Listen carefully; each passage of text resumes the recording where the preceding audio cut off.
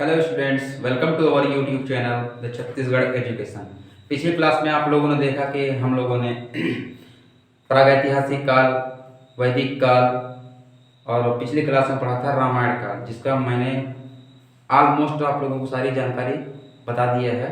तो जो लोग अभी नए जुड़ रहे हैं उन लोगों से कहना चाहूँगा मैं कि लिंक डिस्क्रिप्शन में दिया हुआ है हमारे पिछले वीडियो का, तो वहाँ जाइए, देखिए, समझिए और कमेंट्स करके ज़रूर बताइए कि कैसा लग रहा है वीडियो। आज हम लोगों को आगे पढ़ना है। आज हम पहुँचे हैं महाभारत काल में। तो पौराणिक कथाओं और ऐसी जनश्रुतियाँ हैं जिससे ये पता चलता है कि महाभारत काल की जो घटनाएं हैं वो हमारे छत्तीसगढ़ में हुई हैं। महाभारत काल के जो शासक रहे हैं, राजा रहे हैं, उनका संबंध हमारे छत्तीसगढ़ से रहा है। बहुत से ऐसे राजा हुए जैसे शिशुपाल, महाभारत कालीन पात्र हैं जो श्री कृष्ण भगवान के बुआ के या मामा जी के उनके बेटे रहे हैं, वो भी एक राजा थे। बब्रुवाहन, ऐसे राजा हुए हैं। मोरध्वज, जिनका संबंध छत्तीसगढ़ से रहा है। तो महाभारत काल मतलब जिसमें महाभारत आप लोग तो जान ही रहे हैं, पांडवों और कौरवों का जिसमें युद्ध हुआ था, मतलब ये उत्तर वैदिक काल की घटना है। तो महाभारत काल इसको क्यों कहा जाता है? क्योंकि महाभारत एक महाकाव्य है, हमारे देश का सबसे बड़ा महाकाव्य है, जिसको हम जय संहिता के नाम से भी जानते हैं। महाभारत की रचना की थी श्री वेद व्यास जी ने। तो इसके बारे में मैं कुछ आप लोगों को बता दे रहा हूँ। महाभारत से संबंधित कुछ जानकारी। तो महाभारत जिसकी रचना की थी श्री वेद व्यास जी ने। अच्छा, छत्तीसगढ़ की जो जानकारी है जो हमको महाभारत से मिलती है वो महाभारत के पर्वों से मिलती है। तो ये पर्व क्या है? महाभारत को एक्चुअली जो भागों में बांटा गया है उन्हीं को पर्व कहा गया है। तो पर्व का मैं संक्षेप में थोड़ा सा अर्थ आप लोगों को बता देता हूँ कि पर्व क्या है। पर्व का मतलब वास्तविक अर्थ तो होता है गांठ या जोड़ने वाला। तो जो महाभारत को 18 पर्व में बांटा गया है, तो उसमें एक पर्व में जो कहानी है पूर्व की कहानी को आगे की कहानी से जो जोड़ता है वही पर्व है। तो महाभारत में 18 पर्व हैं। अब 18 पर्व में हमको कुछ 3 पर्व ऐसे हैं जिनसे हमको छत्तीसगढ़ के बारे में जानकारी मिलती है। तो वो 3 पर्व मैं आप लोगों को बता दे रहा हूँ। एक है सभा पर्व, वन पर्व और भीष्म पर्व। तो सभा पर्व में जो कहा गया है, सभा पर्व में छत्तीसगढ़ को कोसल प्रदेश बताया गया है। कोसल प्रदेश का वर्णन इस सभा पर्व में किया गया है। तो जो सभा पर्व है ये महाभारत का पर्व नंबर 2 है, और जो ये वन पर्व है ये महाभारत का पर्व नंबर 3 है, और जो भीष्म पर्व है महाभारत का पर्व नंबर 6 है। कुल 18 पर्व है महाभारत में। उसमें से दूसरे पर्व है जिसका नाम क्या है? सभा पर्व, जिसमें छत्तीसगढ़ को क्या बताया गया है? कोसल प्रदेश। तीसरा जो आता है वन पर्व, ये पंडित लोचन प्रसाद पांडे जी के अनुसार, जो छत्तीसगढ़ के साहित्यकार और पुरातत्ववेत्ता रहे हैं, पंडित लोचन प्रसाद पांडे,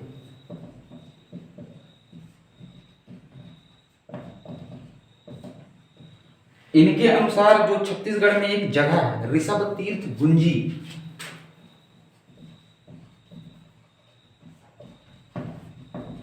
ऋषभ तीर्थ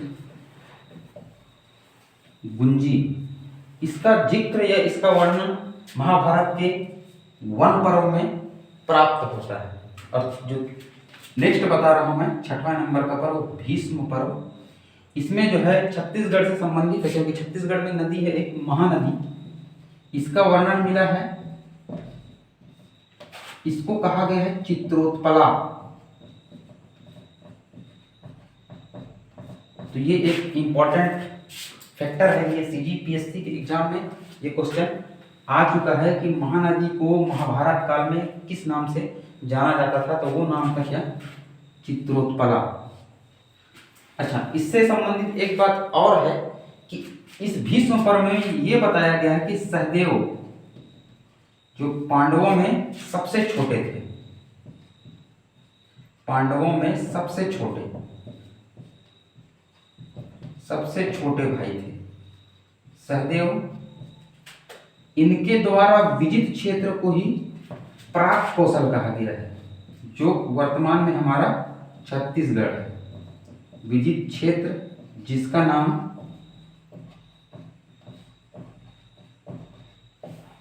प्राक कौशल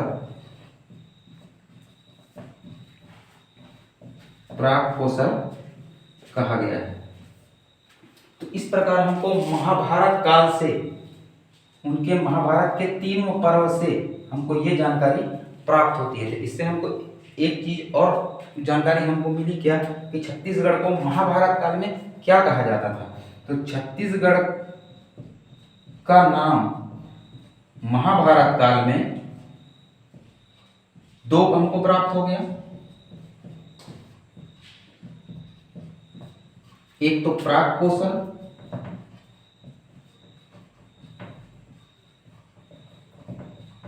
और दूसरा कौशल। उसी प्रकार बस्तर का भी नाम हमको प्राप्त हुआ है महाभारत काल में। तो बस्तर को कहा जाता था कांतार और दूसरा कहा जाता था महाकांतार। तो ये छत्तीसगढ़ महाभारत काल से संबंधित छत्तीसगढ़ की कुछ जानकारी है जो मैं आप लोगों को दे रहा हूँ। ये हमारे पौराणिक कथाओं और कुछ जनश्रुतियों के आधार पर है, जिससे हमको ये जानकारी प्राप्त होती है। अब मैं आगे बता रहा हूँ आपको छत्तीसगढ़ में महाभारत कालीन जो स्थल हैं उनके बारे में आप लोगों को मैं जानकारी देना चाह रहा हूँ। इसको मैं मिटा दे रहा हूँ, अगर स्क्रीनशॉट लेना चाहे आप लोग तो ले सकते हैं।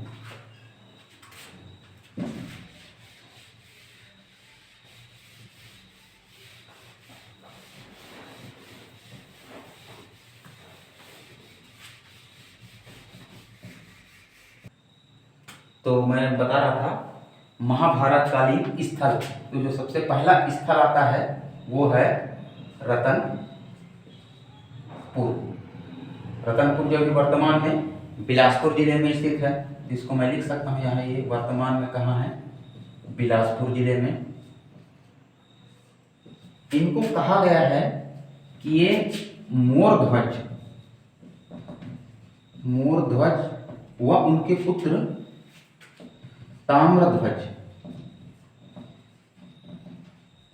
ताम्रध्वज की राजधानी,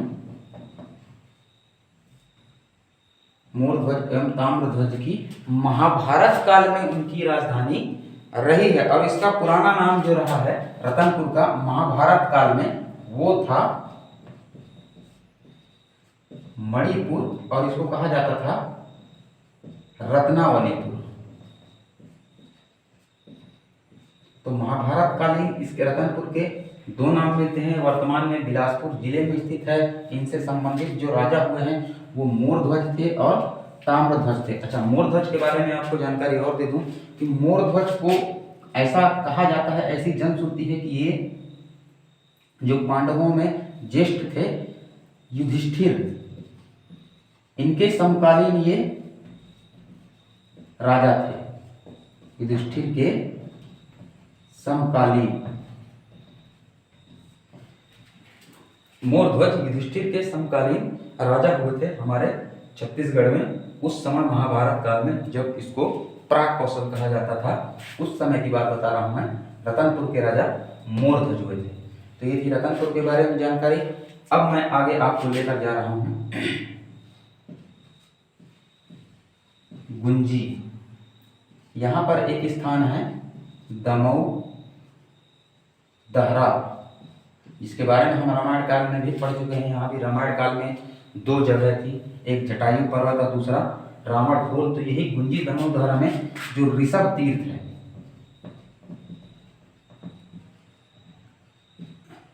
ये महाभारत कालीन स्थल है, जिसका वर्णन वन पर्व में, महाभारत के वन पर्व में हुआ था। पंडित लोचन प्रसाद पांडे जी के द्वारा इसको बताया गया है।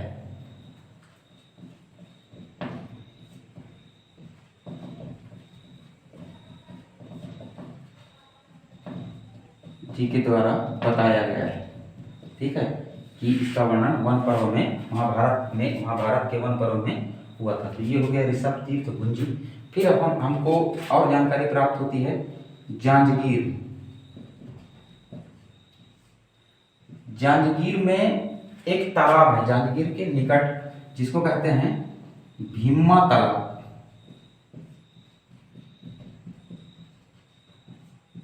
संभवतः यह महाभारत के पात्र जो पांडवों में थे भीम, उससे जोड़कर इनको देखा जाता था कि ये भीमा शब्द जो है वो भीम के अपभ्रंश से बना होगा। तो वहां एक तालाब है जो आज भी विद्यमान है, ये महाभारत कालीन है ऐसा बताया जाता है, ऐसी जनश्रुति है। तो हम लोगों ने रतनपुर देख लिया, गुंजी देख लिया, जांजगीर देख लिया। अब आते हैं नेक्स्ट खल्लारी। इसको महाभारत काल में खल वाटिका कहा जाता था। खल वाटिका यहां पर है लाक्षागृह, ऐसा बताया जाता था। लाक्षागृह के बारे में आप लोगों को बताऊंगा। भीम खो और भीम के पद चिन्ह यहां पर हैं, ऐसा जनश्रुति है, ऐसा बताया जाता है।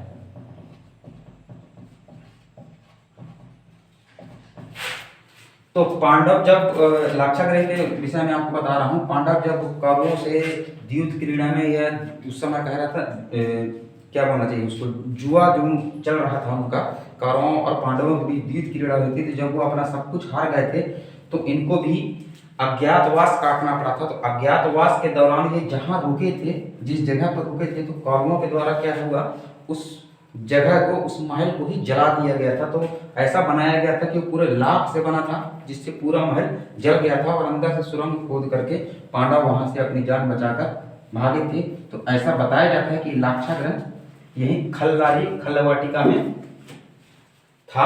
अच्छा, खल्लारी कौन से जिले में पड़ता है? तो ये खल्लारी पड़ता है आपका महासमुंद जिले में, ठीक है, महासमुंद जिले में पड़ता है। इसके बाद हम आगे चलते हैं सिरपुर। ये भी महासमुंद जिले में है।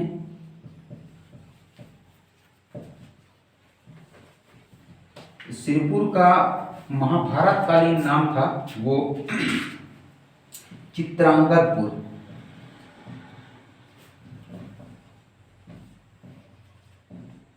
इसका महाभारत कालीन नाम था चित्रांगदपुर, जो भब्रुवाहन की राजधानी थी।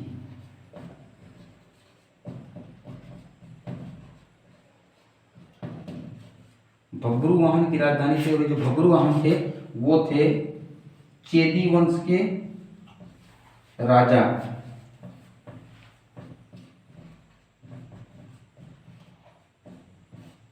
और अर्जुन के पुत्र, ऐसा कहा जाता है। तो अर्जुन के पुत्र थे भब्रुवाहन। अब इनकी माता का नाम था चित्रांगदा।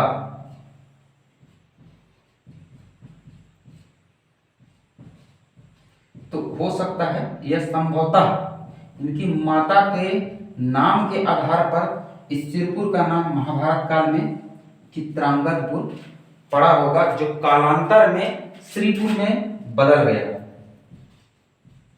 बाद में ये श्रीपुर में बदल गया। तो ये थी सिरपुर की जानकारी। अब हम नेक्स्ट जानकारी जो मैं आप लोगों को दे रहा हूं वो है आरंग। आरंग रायपुर जिले में, आरंग पड़ता है रायपुर जिले में। इसका उस समय का महाभारत कालीन नाम था भांडेर।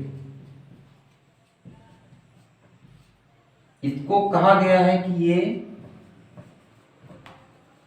मोरध्वज की राजधानी थी। ये मोरध्वज की राजधानी थी, वही मोरध्वज जो युधिष्ठिर के समकालीन थे। अब इनके बारे में यह कहा गया है कि यही मोरध्वज जो है अपनी राजधानी रतनपुर से कहां लेकर आ गए थे? आरंग, जो उस समय क्या था, भांडेर था। तो ये सारी जानकारी जो महाभारत कालीन स्थल जो मैं बता रहा हूँ उससे हमको प्राप्त होती है, कई पौराणिक कथाओं में या जनश्रुतियों से जिस इन सब के बारे में हमको जानकारी मिली है।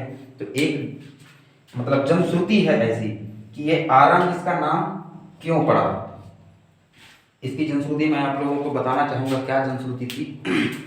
उस समय होता क्या था, राजा महाराजा अपने मतलब राज्य विस्तार के लिए यज्ञ किया करते थे, अश्वमेध यज्ञ। उस यज्ञ का नाम क्या था, अश्वमेध यज्ञ। अश्वमेध मतलब अपने राज्य विस्तार के लिए उस समय के राजा एक घोड़े को स्वतंत्र रूप से छोड़ देते थे। तो कहा जाता था कि वो घोड़ा जिस जिस जगह जिस राज्य में जाता था वो राज्य उनका हो जाता था। तब तक ऐसा होता था जब तक उस घोड़े को कोई रोक ना ले। तो श्री कृष्ण जी के कहने पर क्या हुआ, युधिष्ठिर जी अश्वमेध यज्ञ का आयोजन किए और उस घोड़े की सुरक्षा के लिए किसको लगा दिए, अर्जुन को लगा दिए। तो जब इनका घोड़ा इनके राज्य में पहुंचा, किनके राज्य में, मोरध्वज के राज्य में जब पहुंचा, तो मोरध्वज के जो पुत्र थे ताम्रध्वज, उन्होंने क्या किया, घोड़ा को बंदी बना लिया, घोड़ा को पकड़ लिया। जैसे घोड़ा को पकड़ा तो अर्जुन जी वहां पहुंच गए। तो पहुंचने के बाद क्या हुआ, अर्जुन और ताम्रध्वज के बीच में लड़ाई हो गया, युद्ध हो गया। उस लड़ाई की वजह से क्या हुआ, ताम्रध्वज भारी पड़ गए अर्जुन के ऊपर। तो अर्जुन बेहोश मतलब मूर्छित हो गए, बेहोश हो गए लड़ते लड़ते। उसके बाद क्या हुआ, जब श्री कृष्ण जी वहां पहुंचे, जब उनकी आंख खुली अर्जुन की, तो श्री कृष्ण जी उनके सामने थे। तो उसके बाद उनको समझ में नहीं आया कि ऐसा क्या हो गया कि मैं बेहोश हो गया था। तो उनको सारा किस्सा समझ में आया कि ये भी श्री कृष्ण जी के भक्त होंगे। तो उन्होंने इच्छा जाहिर की अर्जुन ने कि मैं उनको देखना चाहता हूँ। तो देखने के लिए जब वो उनके महल गए तो अर्जुन के साथ श्री कृष्ण जी और क्या बोलते हैं यमराज जी भी गए, एक शेर का रूप लेके, और ब्राह्मण के वेश में अर्जुन और श्री कृष्ण जी गए। तो श्री कृष्ण जी को देखकर मोरध्वज ने कहा, मतलब श्री कृष्ण जी ने कहा मोरध्वज से कि ये जो हमारे साथ शेर आया है वो इंसान का मांस ही भक्षण करता है, खाता है। तो ये चाह रहा है कि आपके पुत्र के शरीर का मांस वो खाएगा। तो ऐसा कहने पर उनके मोरध्वज ने अपनी पत्नी के साथ, जो उनकी पत्नी का नाम था पद्मावती, मोरध्वज की पत्नी का नाम पद्मावती था, उनके साथ अपने पुत्र को आरी से कटवा दिया था।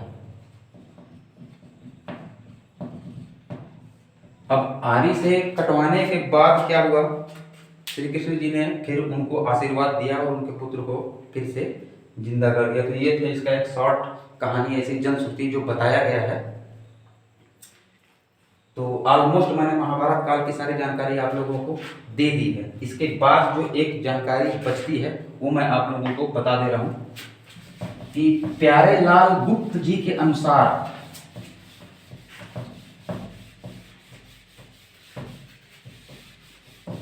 छत्तीसगढ़ हमारे पौराणिक कथाओं में है ना, पौराणिक कथाओं में, पौराणिक युगों में समस्त युगों की राजधानी रही है, ऐसा प्यारे लाल गुप्त जी ने बताया है। तो हमारे 4 युग होते हैं, सतयुग, त्रेता युग, द्वापर युग और कलयुग। इन चारों युगों में रतनपुर हमारे छत्तीसगढ़ की राजधानी रही है, ऐसा प्यारे लाल गुप्त जी ने कहा है। तो सतयुग में जो रतनपुर था उसका नाम था मणिपुर। त्रेता युग में रतनपुर का नाम बदलकर हो गया क्या, मणिपुर से मणिपुर। फिर द्वापर युग में इसका नाम पड़ गया हीरापुर और कलयुग में इसका नाम रतनपुर। तो ये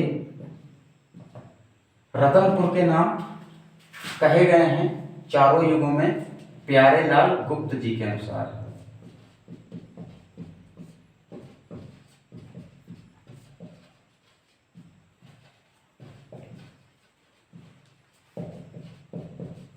ऐसी पौराणिक जानकारी थी या पुराणों में ऐसा कहा गया था या जनश्रुतियों में, जैसा भी हो उसको प्यारे लाल गुप्त जी ने इसका जिक्र किया है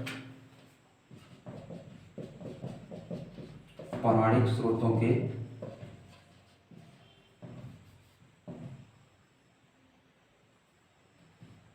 पौराणिक स्रोतों से प्राप्त जानकारी रतनपुर का नाम।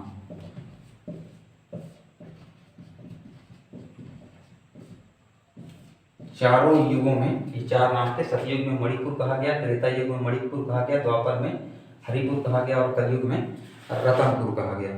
तो इतिहास पढ़ने में ऐसा लगता है कि थोड़ा कंफ्यूजिंग है, लेकिन इंटरेस्ट लेकर पढ़िए। ऐसा फील कीजिए कि मैं उस समय उस काल में हूँ, जिससे आपको पढ़ने में थोड़ा आनंद आएगा। तब जाके आप लोगों को ये बातें समझ में आएगी। बिल्कुल भी ये नॉन इंटरेस्टिंग नहीं है, इंटरेस्टिंग सब्जेक्ट है। आप लोग थोड़ा इंटरेस्ट जगाइए, अपने आप को फील करिए कि हम उस काल में हैं, हम लोगों ने सब देखा है या देख रहे हैं, तो बहुत इजीली याद हो जाएगा। और बाकी घबराने की जरूरत नहीं है। एक बार आप वीडियो देखिए, एकदम रिलैक्स होकर के देखिए और बस आप फील कीजिए। आप लोगों को सारी कहानियाँ जो हैं वो कहानी के तौर पर याद होते जाएंगे, जो परीक्षा उपयोगी है, आता है इनमें से क्वेश्चन। तो ये था पूरा महाभारत काल का जो भी एनालिसिस था, जो भी जानकारी थी, वो ऑलमोस्ट मैंने आप लोगों के सामने रखी है। तो अगर आप लोगों को वीडियो अच्छा लगे तो प्लीज़ लाइक करिएगा, कमेंट करिएगा, सब्सक्राइब करिएगा और शेयर कीजिएगा, जिससे मैं और अच्छे तरीके से आप लोगों को वीडियो उपलब्ध करा सकूं और जानकारियां दे सकूं। फिर मिलते हैं नेक्स्ट वीडियो में, जिसमें हम लोग पढ़ेंगे बौद्ध धर्म और जैन धर्म। उसके बाद छत्तीसगढ़ में किन किन राजवंशों ने यहाँ शासन किया था, उसकी जानकारी मैं आप लोगों को दूंगा। तब तक के लिए जय हिंद, जय छत्तीसगढ़।